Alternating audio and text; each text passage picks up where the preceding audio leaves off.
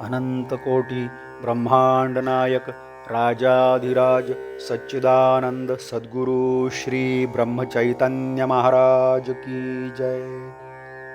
श्री राम समर्थ। 8 नवंबर। कर्तव्य करें, फिर जो होना है सो होने दें। संसार में और जीवन में दुख हैं, इसमें संदेह नहीं, किंतु इसमें 25% ही दुख बाहर से आता है।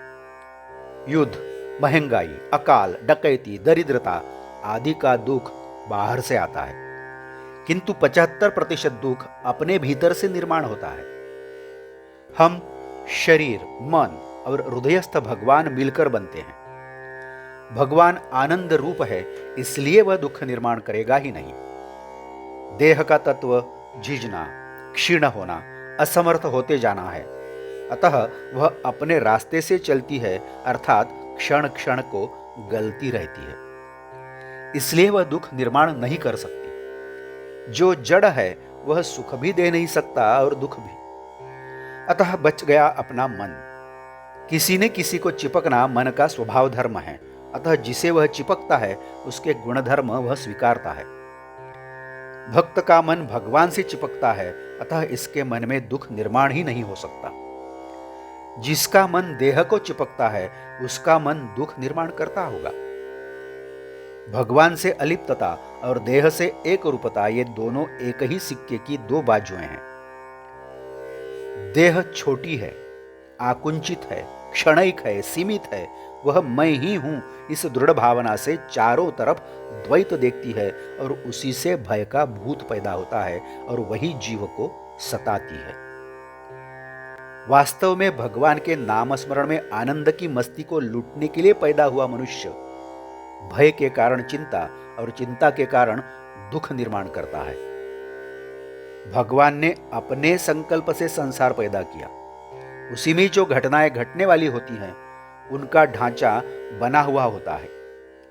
कालचक्र जैसे घूमता है वैसे घटनाएं साकार होती हैं, उसमें भगवान का भी हाथ होता है। उसे हम भूल गए तो हमारे मन में संभ्रम पैदा होता है और हमारी ही कल्पना भय निर्माण करती है।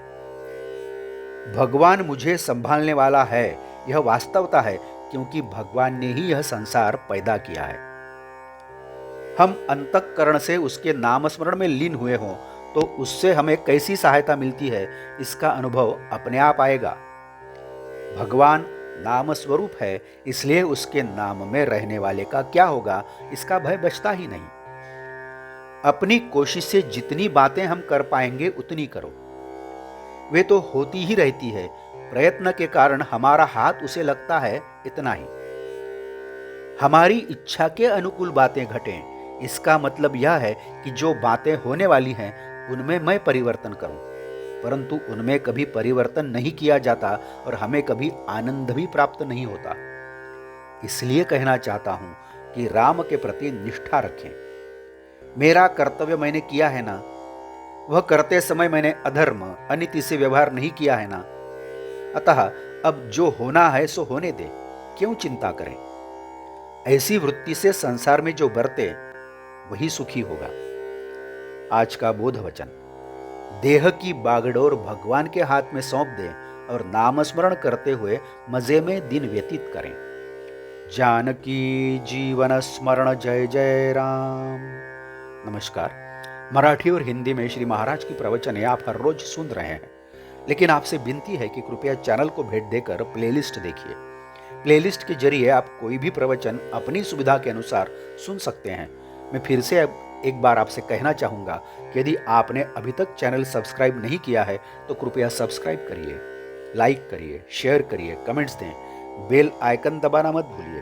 धन्यवाद। जय जय श्री राम।